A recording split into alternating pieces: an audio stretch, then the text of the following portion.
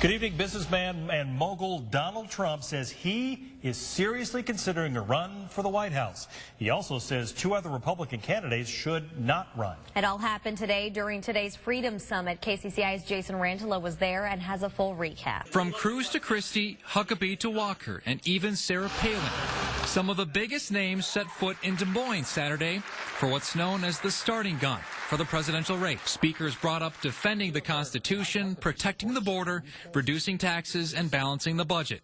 They united in their disapproval of President Obama, saying he's divisive, calling for a full repeal of his health care plan. Donald Trump also made it clear he's thinking of running. I am seriously thinking of running for president because I can do the job. But not before calling out 2012 presidential runner-up Mitt Romney. It can't be Mitt because Mitt ran and failed. He failed.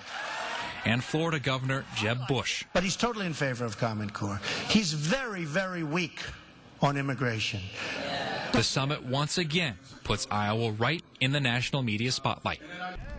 Big-name Republicans like Jeb Bush flocked to the Hawkeye State to talk Iowa agriculture. Hundreds sat inside, soaking it all in, but shouting from the crowd cut through the silence when New Jersey Governor Chris Christie took the chair. I'm glad to see that New Jersey has come to Iowa. New Jersey native Joe Mangino stood up in protest. The outburst didn't last long. Security quickly forced him outside. The reason I'm here is I am one of 15,000 families that are still not in their home because of Superstorm Sandy. Mangino flew 3 hours to protest what he calls a failed response by the governor to help victims rebuild. Our situation is so desperate that I'm willing to come to Iowa to talk with him to see about fixing our program that is a disaster. I know his attitude with the whole shut up and sit down, and like I said, I won't shut up and I won't sit down until I can do it in my own house. Set up along a grassy area in front of Kirkwood Community College in Monticello, a town of only about 4,000 people. None of us knew how to pronounce Monticello until this morning. A sort of new candidate. Dozens of TV crews from around the world waited for Hillary Clinton to make her first stop in Iowa since announcing her presidential campaign on Sunday. This is so odd to be looking at this tiny building behind me where she is going to have her first event. A small venue that political reporters say is very strategic. For Mel Monternock from Monticello. Oh yeah, I talked to a Frenchman, Germans, London Times. After several hours of waiting, Clinton's black SUV pulled up around 1 p.m. but continued going straight toward the back of the building, sending media on a mad dash to catch up. And we all, ran like our lives depended on it. Photographers perched their cameras over the fence that separated the presidential candidate from the crews, hoping to get just a glimpse as she walked inside. Some people tried to shout questions, but Hillary Clinton was laser focused on the folks at this community college today. 2 hours after arriving, Clinton's convoy pulled out of Kirkwood Community College's parking lot. Madam Secretary, what's it like to be back in the game? What's it like to be back in the game? It's great. And we begin with Commitment 2016 news tonight. 5 major Democratic presidential candidates together for the first time right here in Iowa. All for the Democratic Party's annual Hall of Fame dinner and the fundraiser in Cedar Rapids. Team 8 coverage of the event tonight begins with chief political reporter Cynthia Fodor. Stacey and Kevin, it is an extremely lively crowd of about 1,200 Democrats inside the building here, and they have spent the last several hours cheering, chanting, and applauding for most of the speeches, particularly for Hillary Clinton and Vermont Senator Bernie Sanders, but also for Maryland Governor Martin O'Malley. He also brought them to their feet. All 5 took to the stage for the first time at the start of the event. Also a lot of activity outside. And Ryan, you were out here checking that out. That's right, Cynthia. A lot of passion out here in downtown Cedar Rapids, just about a block behind us here. Behind us here, chants, shirts, and sides proclaiming which side they took. Camp Clinton versus Camp O'Malley. They duked it out in downtown Cedar Rapids. The politically charged day in Cedar Rapids started with a handful of public parties. Kick off a swing through the state known as First in the Nation. The real energy, though, could be found outside the main event. Grassroots at its absolute beginning. People on the street chanting for a candidate they believe in. It resembled a scene from the West Side Story. Two groups versus duke it out on First Avenue. What's the strategy to winning this turf war with people? You know what? We're just going to keep cheering our hearts out. We're so excited to be here for Hillary, and we're just going to keep it up as long as hydration lasts. In a state where grassroots campaigning is key, it's chants and decibels, not dollars and votes, that matter here. It's huge. I mean, this is the Iowa caucus, and there's nothing like it. There's nothing as exciting as the Iowa caucus is. He's not a war hero. He's a war hero. He's a war hero. 5.5 years. He's a war hero because he was captured. I like people that weren't captured, okay? I hate to tell you. Do you agree with that? He's a war hero because he was captured, okay? Offstage, Trump, who had student and medical deferments during the Vietnam War, tried to clarify. If a person's captured, they're a hero as far as I'm concerned, unless they're a traitor like Bergdahl. He was captured. He's no hero. Other 2016 hopefuls demanded an apology. The good people of Iowa are going to figure this out. And here's what I think they're going to say. Donald Trump, you're fired. But a number of people I talked to in the crowd of nearly 3,000 Christian conservatives that also gave Trump a standing ovation gave Trump a pass. I take issue with Mr. McCain on a number of levels. And I think I understood what Mr. Trump was saying. Did it rub you the wrong way? No, not at all. You like Donald Trump? Well, I just feel like his attempt is to tell the truth, whether it's what people want to hear or not. We should take the best ideas that exist all over the world. And Senator Bernie Sanders says many of those good ideas come from countries like Sweden, Finland, Denmark, Norway, and Germany, where social democratic governments have done a lot of good. You know how much the cost of health care is? That's right, it's zero. You know how much it costs to send your kids to college? Zero. Do you know what their rate of childhood poverty is compared to the United States? It is much lower. Sanders says those European social democracies also have pay equity for women, government-supported child care programs, and strong infrastructure investment. All things he wants to bring to the U.S., but they do come at a cost. Yes, the wealthiest people in those countries and their largest corporations pay more in taxes. I think that we can learn something from those countries. Sanders said of progressive political ideas is really catching on. And as a result, he's now attracting large crowds all across the country. Are you surprised by this? The short answer is yes.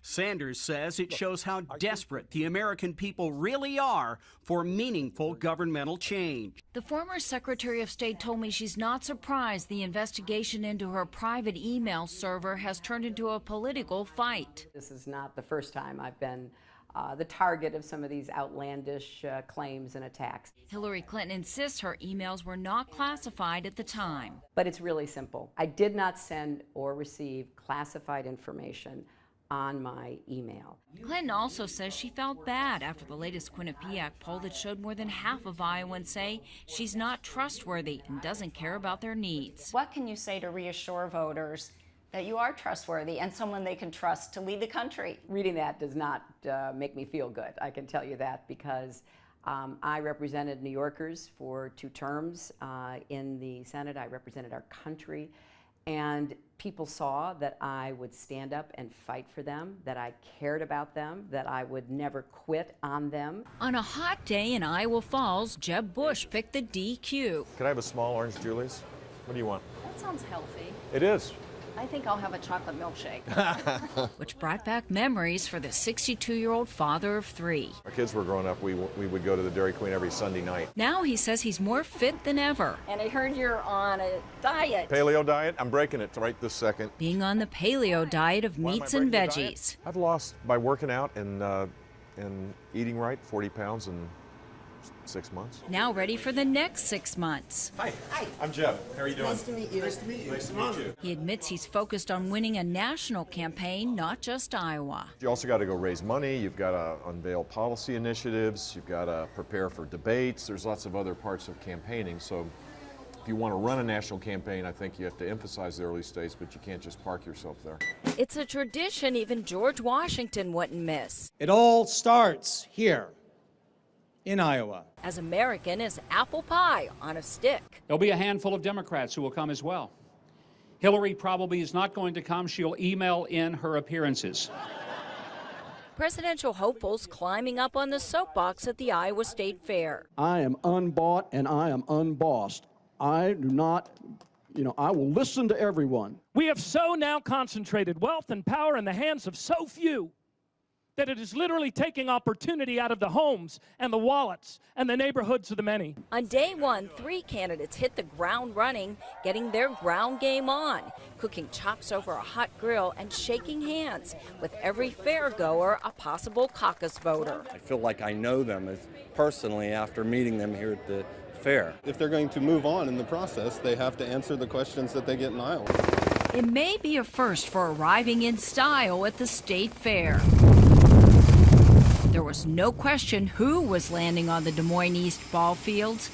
The man known for his brand marched up to the mic. Why did you decide to come and do this with the helicopter today and give the kids rides? Well, it just is going to be very exciting for the kids, and I know the kids are going to go up. Before the fun, Donald Trump answered serious questions, addressing Hillary Clinton's email controversy. She's got a lot of problems with the email situation. That's a big problem. I mean, if you look at General Petraeus, he had just a tiny fraction of what she's got going, and they destroyed his life virtually. Trump also slammed a fellow Republican for his comment about what the U.S. needs to do to control ISIS in Iraq. Jeb Bush is a puppet to his donors. There's no question about it. He said we have to prove that we have skin in the game. I think it may be one of the dumbest statements I've ever heard. Surrounded by cameras, shotgun microphones, former Senator Harkin, Hillary! and plenty of onlookers. Come and get a corn dog! Presidential candidate Hillary Clinton I love your blue outfit. took the Iowa State Fair by mob. Plenty of photo ops. I got a selfie with Hillary Clinton. And of course, selfies. Senator Harkin photobombed us. Oh wait, I gotta turn it around. How do I turn it around? While the candidates are speaking on stage, ever wonder what goes on backstage? We seldom get access behind these curtains, but today we did. No wizard behind the curtains, just candidates concentrating. I just try not to fall off the stage. Some having too much fun. We found Bobby Jindal joking, Lindsey Graham laughing, each waiting their turn one at a time. One of the things I love to do is to sort of get a flavor, the feel of the audience, what the mood is, hear some of the other speakers, and see if they're stealing my really, really great lines. A pensive Ted Cruz paced, paused, and appeared to pray before taking the stage. This has been such an incredible whirlwind. You know, people ask, is it tiring to run for president? I have to tell you just the opposite. It is invigorating. Carly Fiorina also got in the zone. Jeb Bush gathered his thoughts to touch on topics of concern to Iowans. The debt, the deficit, the divide, just the inability for anything to get done in Washington, D.C. They're concerned about the fact that wages haven't grown in 40 years, that not enough people are at work. They're concerned that the government is out of control, and they're also concerned that the world's a dangerous place when we're not leading. Although these White House hopefuls have given these speeches so many times, backstage you can see they don't take their time on stage lightly, realizing this could catapult them to the big stage of the U.S. presidency. Going up on stage, I just remind myself what an incredible honor it is to be able to aspire to the highest office in the land, and how far removed that is from the life my parents lived not that long ago. So it's a lot of fun, and it's very rewarding, and hopefully it works out. Tonight's debate is in Sheslow Auditorium on the Drake University campus, and we have exclusive access inside Sheslow tonight. We do, and the exclusive access is provided by our Kim St. Ives, the only local reporter inside the auditorium. A short time ago, she talked with KCCI's Kevin Cooney, and Kevin, of course, is one of tonight's debate moderators. Kim. Yeah, that's right, Steve and Stacey. Like you said, the stage is set, and this auditorium is quickly filling up. Take a look. I would say it's already about a third of the way filled up. Between the main stage you're looking at right now and the upper balcony, Sheslow Auditorium seats about 700 people, and we are expecting it to be pretty full here tonight for the Democratic debate. But like you mentioned, there is a lot of excitement, anticipation as we get ready to go for go time. But the Paris attacks yesterday have certainly changed the tone here of the debate to a lot more serious. It's also changed the questions. We caught up with Kevin Cooney earlier today and asked how he and the other moderators had shifted the emphasis of the debate.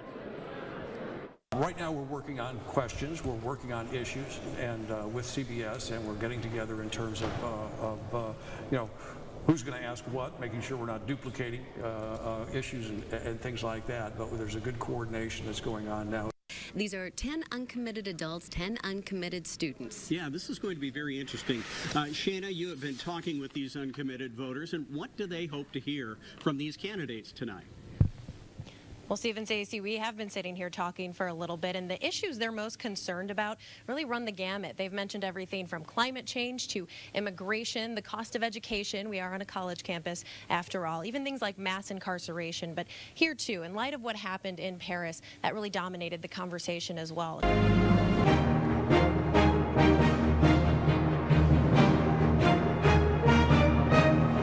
Joining me now to question them are Iowans Kevin Cooney of KCCI and Kathy Abradovich of the Des Moines Register. Kevin?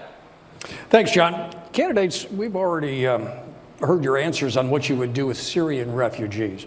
But a crucial part of the immigration debate here at home is control of our own borders. Republicans say the borders, securing borders is a top priority. Democrats say they want a plan for comprehensive immigration reform. So, Governor O'Malley, are you willing to compromise on this particular issue to focus on border security first in favor of keeping the country safer? Well, Mr. Cooney, we've actually been focusing on border security to the exclusion of talking about comprehensive immigration reform. In fact, if more border security and more deportations were going to bring our Republican brothers and sisters to the table, it would have happened long ago. Now, Secretary Clinton, you said you would go further than the president when it comes to taking executive action to implement immigration reforms. But the president's already facing legal troubles on this. We've seen it more just in the past week.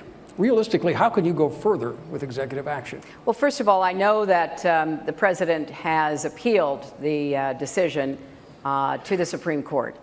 And my reading of the law and the Constitution convinces me that the president has the authority that he is attempting to exercise with respect to Dreamers and their parents, because I think all of us on this stage agree that we need comprehensive immigration reform with a path to citizenship. Senator Sanders, we've heard a lot about this, your offer.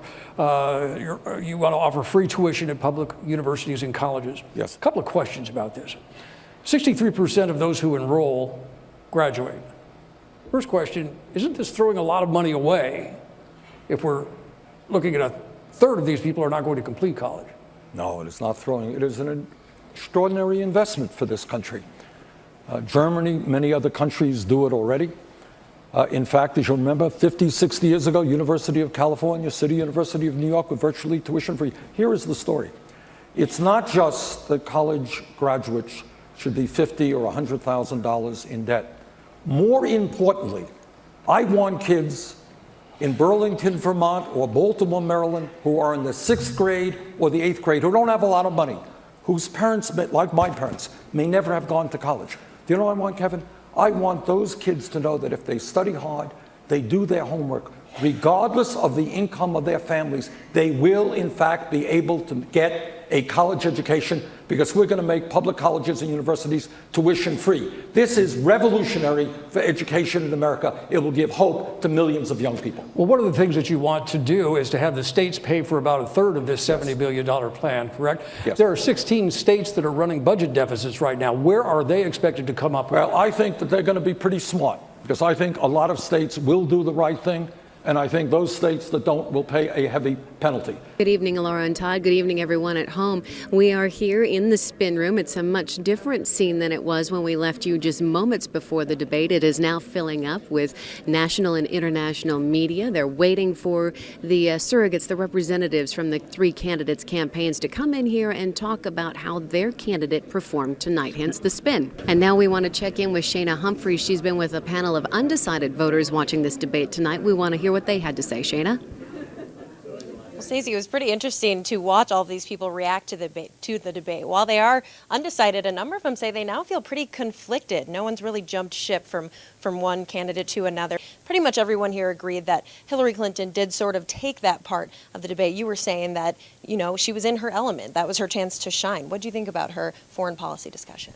I think she definitely has the most experience, and I think we all agree on that. That is where she dominates, and that's where she has the most experience. And so I think we can all say that is where she's shown. Kevin Cooney joined us now. He's just wrapped up his duties as co-moderator of tonight's debate. How did it go, Kev? How do you feel about it? I think probably like a lot of people who are watching it, you just wish you had more time. You wish you had more time to cover more issues, to get the candidates to expand a little bit. Be right back. Governor O'Malley, we're live on KCCI tonight. Tell me, how did it go for you? I thought it was a great debate. I mean, we made our case that our country needs new leadership. We need to get things done again as a nation. And I was able to, with my distinguished colleagues, make our case in a way that was much, much harder when there were 5 of us on this stage. I can't remember a time when a relatively unknown challenger had the opportunity that we had tonight to make our case. We have a great organization here in Iowa, and I'm going to continue to build on it.